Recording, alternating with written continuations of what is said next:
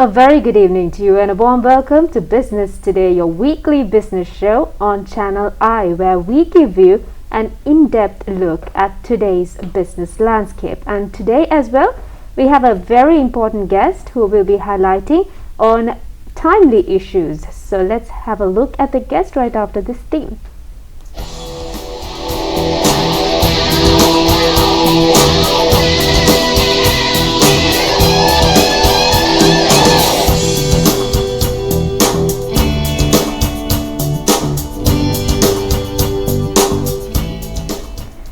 Well, today we do have a personality who will be touching on zero trash and waste management projects which have been initiated already, and we will also talk about global warming and what we could do in terms of humans who need this earth, right?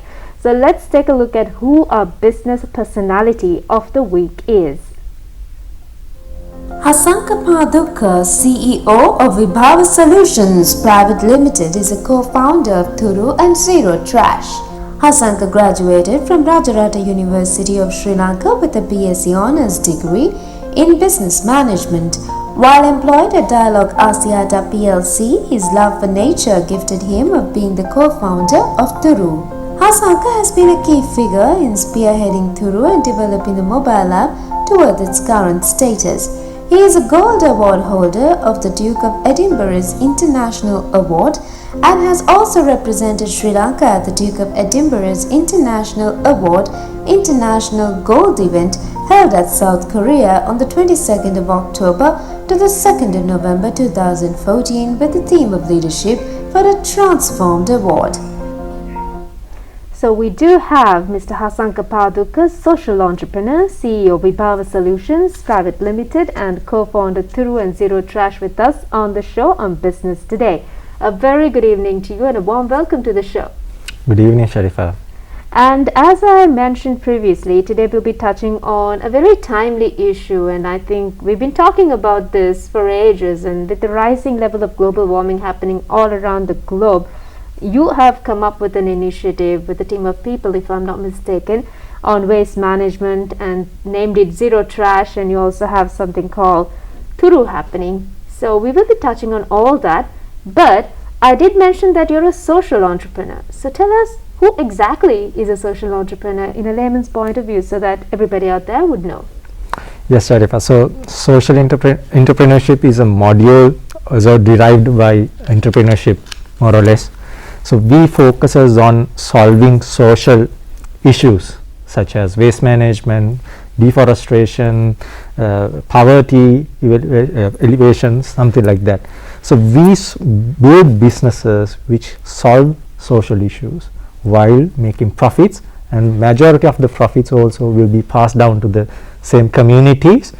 And also the most important thing is, like, we will sustain that thing to deliver great impact. So whoever involved in this, they are just not doing CSR or philanthropist thing. It's a completely business, but that business not only focus on profits, but it will focus on more than the profits. It's the how do it build resilience with the environment and the other communities. Exactly, because we've heard of social service. So when you use the term social, people might wonder, how can a person who's, trying to help the society be an entrepreneur? So now you very correctly explained that this is about, trying to serve the world and make it a better place and also make some profits at the same time, isn't it? Exactly. So unless you do calculations, whatever the thing you do, the losses or the profits, if you what the expenses or the revenue, you don't know how many units or how many pieces you need to sell or to make my revenue to sustain this. Unless you have that module, what you have is you have to depend on donations, giveaways. But when you have a model which is backed by the normal conservation traditional business, you can keep developing that thing to the next level, where as I initially said, you can deliver great impact. If you plant trees, you can plant more trees. If you collect more plastic, you can collect many more kgs of plastic. And also same wise, poverty alleviations, in terms of health, in terms of education. It's not about environment, it talks about people too. So a business which has now we call that triple P's: people, planet, and profits. Like same in line with that thing. Social entrepreneurship is a different module, but the beauty of social entrepreneurship is that it just not only focus on profits, it focuses something greater than that. And also makes you feel like a better human being. Absolutely. And tell us a little bit about the waste issue globally, because this is not just in Sri Lanka. And I think waste management is a global issue. So take us through what's happening around the globe in terms of waste management. So Sharifa, when it comes to the globe, we have like more than 7 billion people, plus billion people. I'll get a small example. We normally use different utensils to packages to cover up our foods and other stuff. So every day we have waste. Waste means something, either a production or leftover from consumption, a secondary byproduct which doesn't have that economical value. So we produce at least 1 kg per month. So we have 7 billion people. So every country, they have a huge issue in terms of waste. But now the scariest part of the waste is that we do not properly manage the generated waste. So it will make more impact, negative impact towards the environment, towards the biosystems, towards the marine life, and of course for humans. So that's critical in terms of global warming and in terms of marine life especially. By 2050 there will be, the assumption says there will be more particles of plastics more than the amount of fish. That's scary, isn't it? And we touched on how this waste issue is affecting the globe and of course affecting every individual, you know, although we don't realize it because we also breathe this air. And let's talk about the situation right now in our country in terms of waste management. So when it comes to Sri Lanka, we normally what we do is like we do collect our household waste and then send it for landfills or any other co-processing centers through the local council, and there are plenty of recyclers and informal collectors in the ecosystems of waste management in Sri Lanka, and different government bodies and NGOs and especially even people have that mindset, the conscious people also working in the space of waste management, try to do something different. So I see that positivity coming in building in Sri Lanka about going green. So but we do have a huge issue. We, in terms of western province to other part of Sri Lanka, we are covering around Sri Lanka, we have more than 250 landfills. So and that's critical. So when it comes to animals, when it comes to again the waterways, it's heavily polluted. So waste management has to there's also industrial waste as well. Actually, so like industrial waste, household waste, clinical waste, everything is there. So we need to take quick actions, corrective actions to manage the generated waste. And Hasanka, if you may tell us how Zero Trash and Thuru has contributed towards this. So when it comes to zero trash, so I as an individual and we as a team, Vibhava, we thought, where do we go and put our hands? How do we contribute in terms of solving this global issue? So in terms of solving a problem, first you need to figure it out, what is the depth and the width and the length of the problem, the gravity. So what I did was I became the trash collector. The emphasis process in terms of design thinking is most important thing. This is interesting because, you know, nobody would think, you know, now I want to collect trash. Whoever wants to be an entrepreneur would not think of that aspect, and I'm really impressed by this. Of course, it was not an easy job. So being a graduate and Exactly. working for a corporate, moving out from the corporate job and starting collecting trash, it was very tough thing. And I think the perception in terms of people who collect trash needs to be changed in the Sri Lankan context. People who collect trash actually is like a we call in like people who really serve the environment. Unless they collect, where does go and end? It will be go and end in ocean. So I really want to learn things, because I am not coming from an academic background related to waste management or neither in horticulture. So I really wanted to figure it out the depth by learning what sort of plastic is there, what is the weight, and what are the sources, and how many quantities we can collect from one location. So that's the study. So then I'm coming from business background. So then we did was the number game. So we did okay, X amount of cost per day, and we have collected X amount of quantity. So then how many amount of quantity you need when you go in upscale, larger scale. So now we came up with a project, the name as Zero Trash. Zero Trash is a platform, more or less having a collection center. Now we have a collection center at Borlasgamu, and also we work with the brands in terms of refinancing the cost element, because plastic is not that attractive because it has very low economic benefits in terms of collection. And talking about decomposition, I think it doesn't decompose basically. It takes years. It like Thousands? No, like 200 to 400 probably, based on the gamut that it will also get changed. Yes.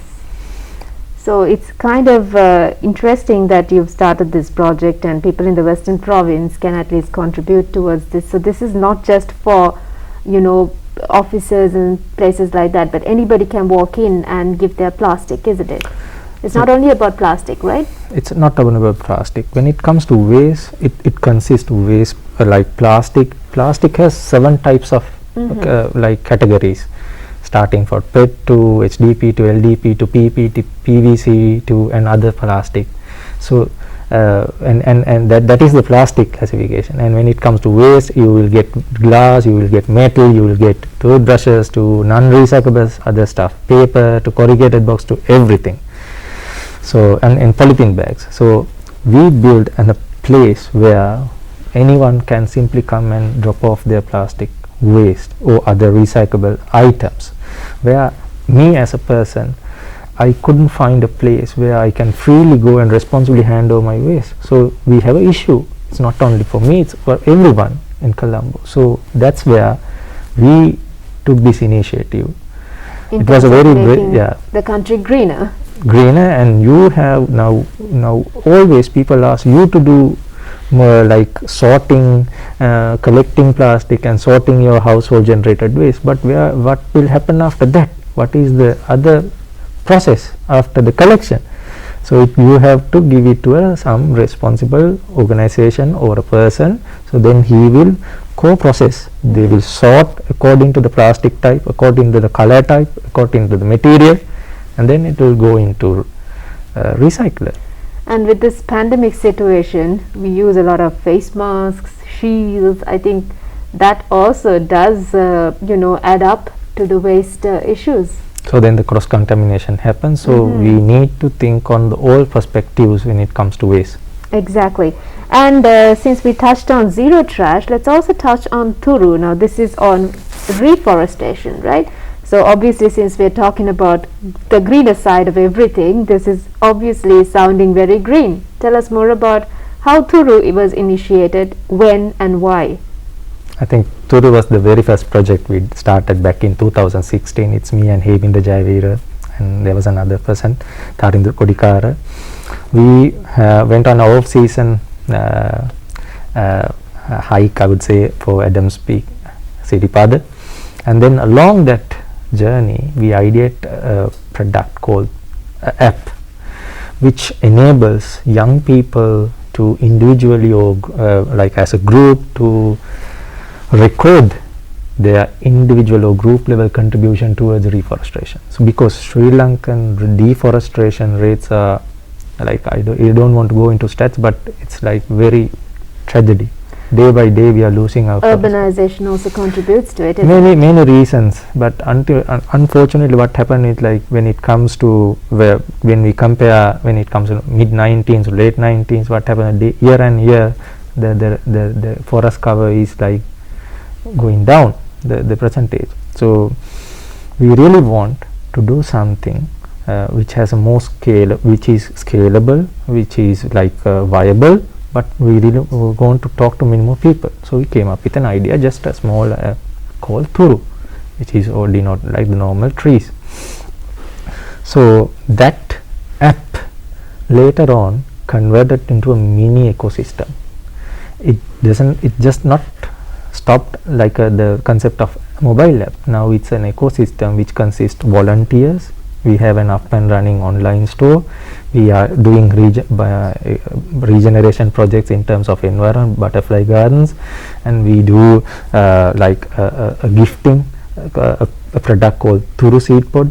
We like a 100% degradable seed container, and we have done many more research on accelerating reforestation using technology.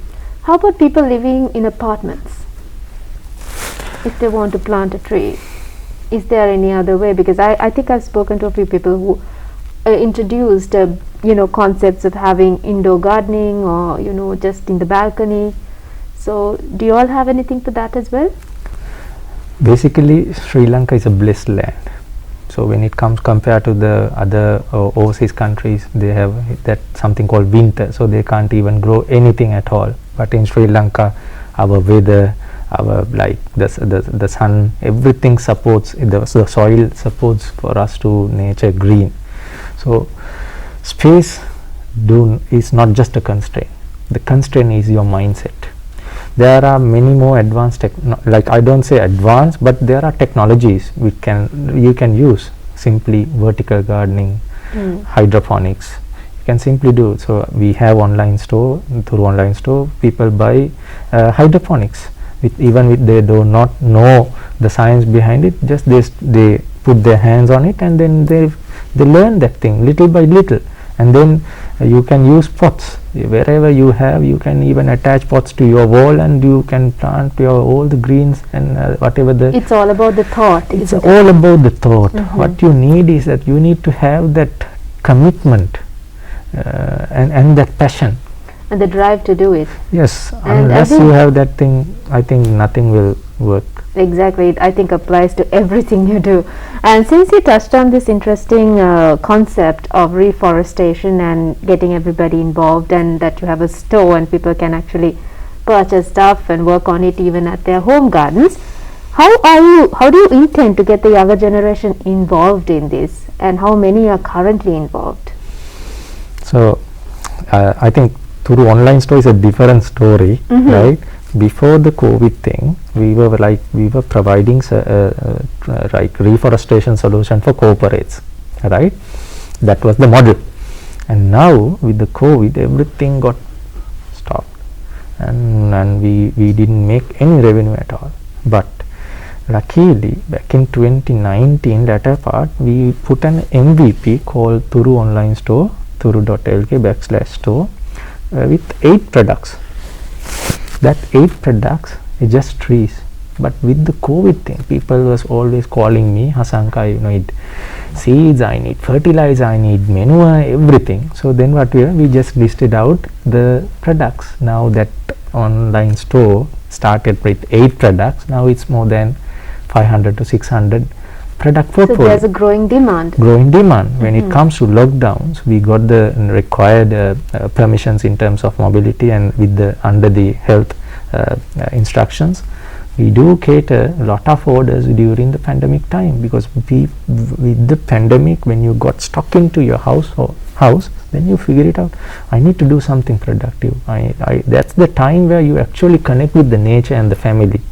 So, and the other one would be, most of our grandparents are coming from a background which has heavily manipulated, like influenced by home farming. But what we see is, like, more or less the younger generations, the parents, they do not involve in anything. So how can we lead the younger generation to be more green? So this is where Thuru really adds value. So you can showcase how a product simply germinate, what are the steps it goes, and then how it's bloom and how the fruit comes out. So and it sounds very promising as well, and especially when you get the younger generation involved in this, I think we can see generations to come we'll have a greener environment. so trees are linked, and we have a very close relation with our day-to-day life. In terms of weddings to any other occasions, there's some component has to taken from a tree. In terms of birthdays, in terms of memorable occasions, we need to have trees in line with our day-to-day journey. So that's how, in terms of to figure it out, everything on a one location, which is for a convenient shopping, just a few clicks away from your online, it will be delivered to your doorstep. That's what we have done. Nice. And I think everybody likes to have convenient shopping, and to introduce something like this is great. So we've come towards the latter part of the program as well, Hasanka. So let's touch on some advice for the younger generation out there. So more or less, I will take it like this. We do not focus on the packages after the consumption.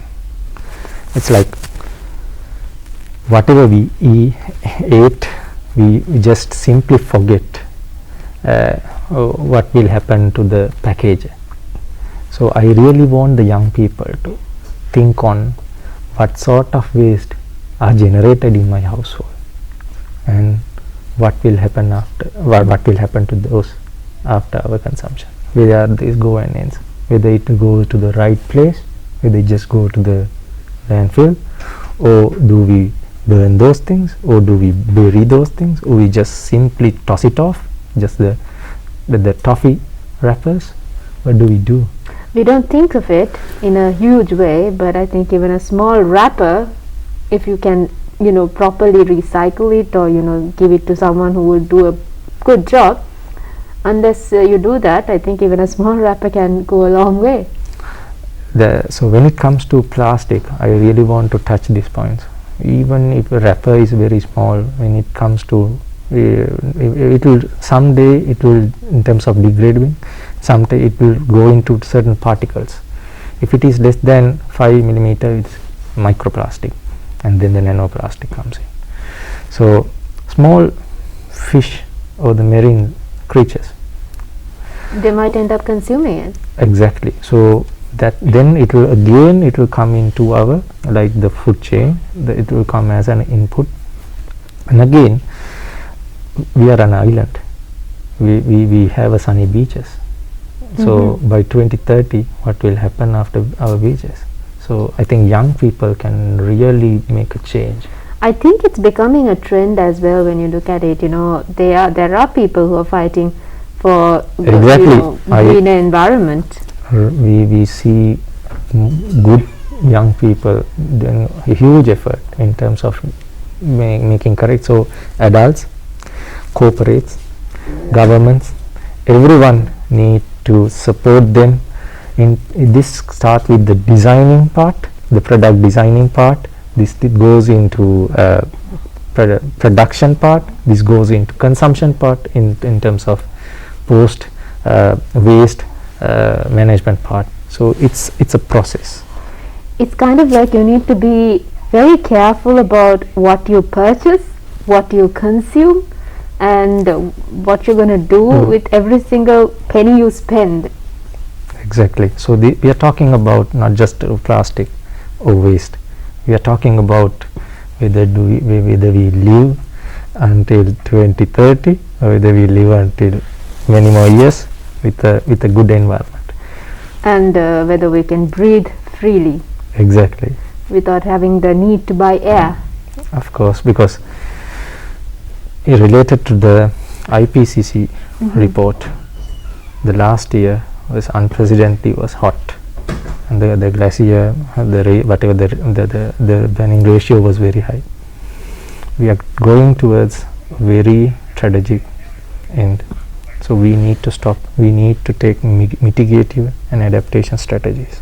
So we as individuals, corporates, trying to do a change.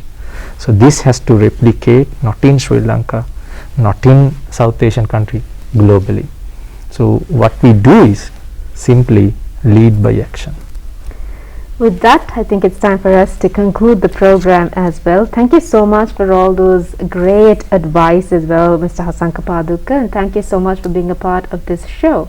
It's a pleasure. And all the best with your project, and I hope more people join hands with you. Thank you. And with that, we conclude this week's edition of Business Today. Have yourself a pleasant night. Thank you for joining.